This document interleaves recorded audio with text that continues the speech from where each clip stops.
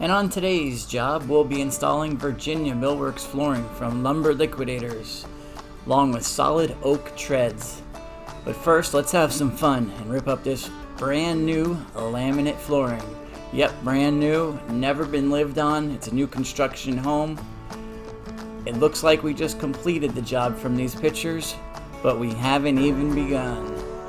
Me and my sons will be working today along with another guy. We won't mention his name because he really doesn't do much. We'll be nailing down the floor upstairs and gluing and nailing the solid treads.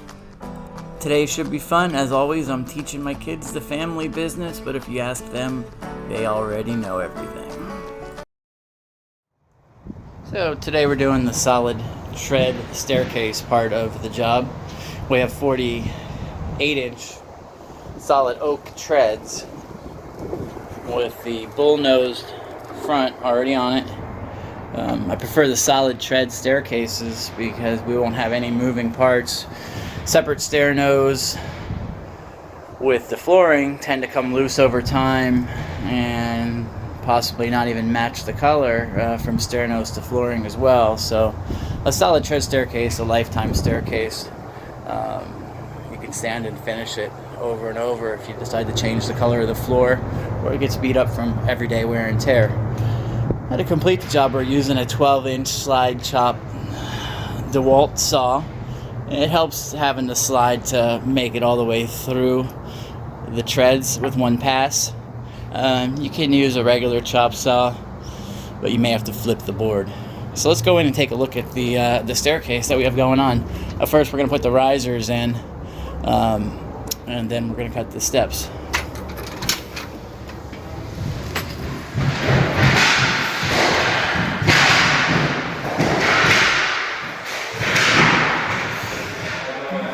There are oak risers, pre-cut and then stained on site.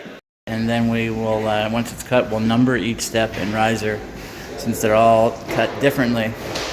The staircase might look like the same size, but if you have to individually measure each step because they are going to vary by anywhere from a 1/16 to a 1/2 inch from top to bottom of a staircase. So we'll pre-cut each step and riser and then number them before we take them off the staircase. So we're just going to be doing the floor in the loft area of the upstairs, not the actual bedrooms. So before we can remove this laminate, we're going to need to separate the floor in the doorways. I'm going to use my Festool track saw to make sure I cut a nice straight line. Now with the track saw, it's only going to cut so far. So we're going to have a few inches on each side close to the jambs that we will need to then cut and separate with the oscillating saw. The oscillating saw is one of my favorite and most versatile saws that you can possibly own because it comes in handy, it gets in tight spaces, and it's perfect for what we're doing right here with it. So notice where we're cutting the line. We're not cutting it dead center of the door. We're cutting it just to the inside of the doorstop in the middle. Common mistake is to put the T-molding that we're going to use in the center. It doesn't go in the center. It goes under where the door closes. So you want to make your first cut just to the inside of the doorstop. We'll end the floor just past the door trim, and we'll leave about an inch space between the two floors. T-moldings are 2 inches wide, so that gives us plenty of room for coverage.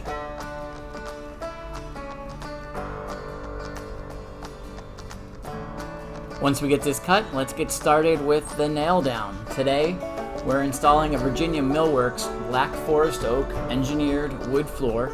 It's 3/8 of an inch thick, 5 inches wide, random length, and it has a matted wire brush finish. Notice we have a white paper coming out from under it. It's not the traditional black felt paper. We're using a white silicone paper. It's a little bit cleaner to work with since it doesn't mar the walls.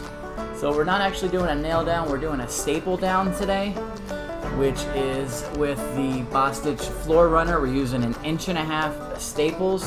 Those staples get shot in the tongue. They don't go on top of the board or anywhere like that where you're gonna see them, which a lot of people ask us where the staples go or if they're gonna see them.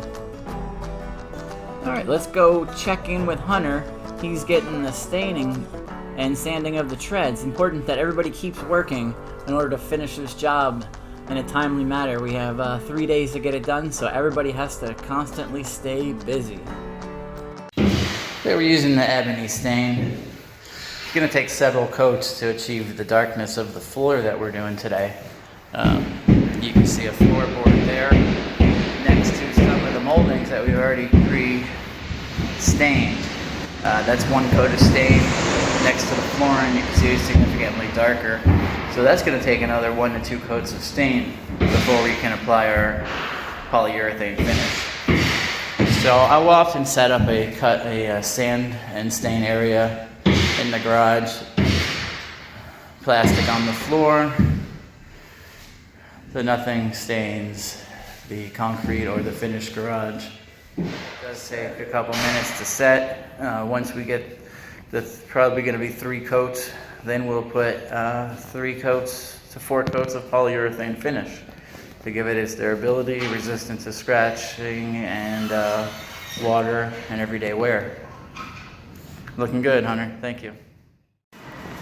Alright, so here we are, day 2, and let's take a look at how our stairs are coming out. So how many coats of stain we have on these? 4 coats. Some of them look a little wet. We were challenged for lighting, so we brought our own LED spotlights to set up. It's looking pretty good. So it's a little cool out today, so it's gonna take a little bit longer to dry. Alright, so day 3, we have 3 coats of finish applied to the treads. Wow, so these treads are looking really good, and they're just about ready to go on. Once we get them on, we'll put a final coat of finish.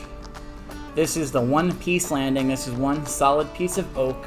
You notice we've notched it around, that hole in it where we notched it around the post is going to go there, and we'll finish that.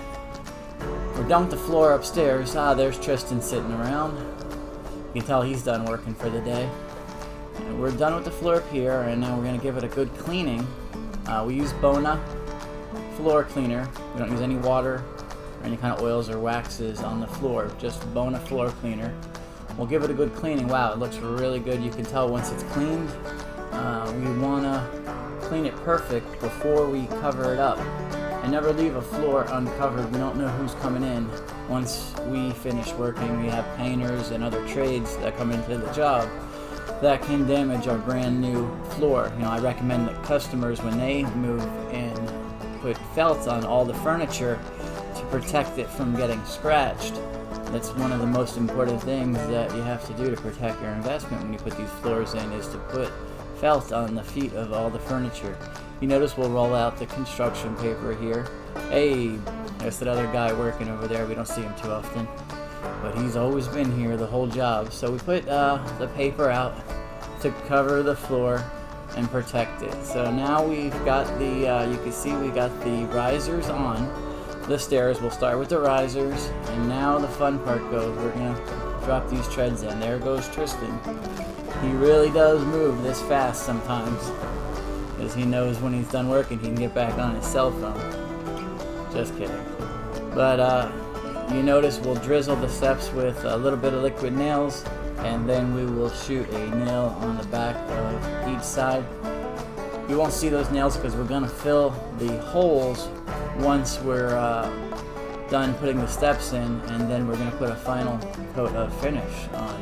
So you see the drizzle with the liquid nails there, and then we'll place the tread in it, and then bam, one nail on the back of each side to hold it in place. The glue really holds it, but the nails hold it in place until the glue dries. The next thing, once we get these in, we'll drop in the one-piece landing. A one-piece landing, you see that looks amazing. A lot of people will put separate flooring pieces with a stair nose. I like to do one giant piece of oak, sand and stain to match the rest of the treads.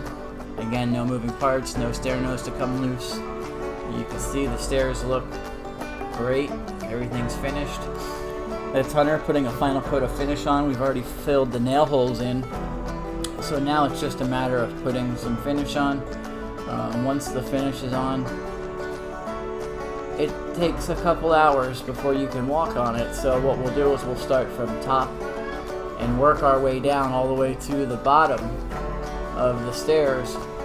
Not to be able to walk on it. We'll work our way right out the door. It was a nice house. We have an amazing view there of the intercoastal. It was a great job. Everybody worked hard. We got it done in 3 days. If you like what you see and you like what we've done here, subscribe. We're going to be doing a lot more jobs like this. Some more instructional. This was kind of an overview of what we do, but we're going to be doing a little bit more instructional in the future. Thanks again for watching, and goodbye. Speaking of watching, see that little statue in the background? It was super creepy until we got the light on. Even then, it was still watching Hunter the whole time he worked. Yeah, it was kind of freaky. See, everybody's watching. You should too. Bye.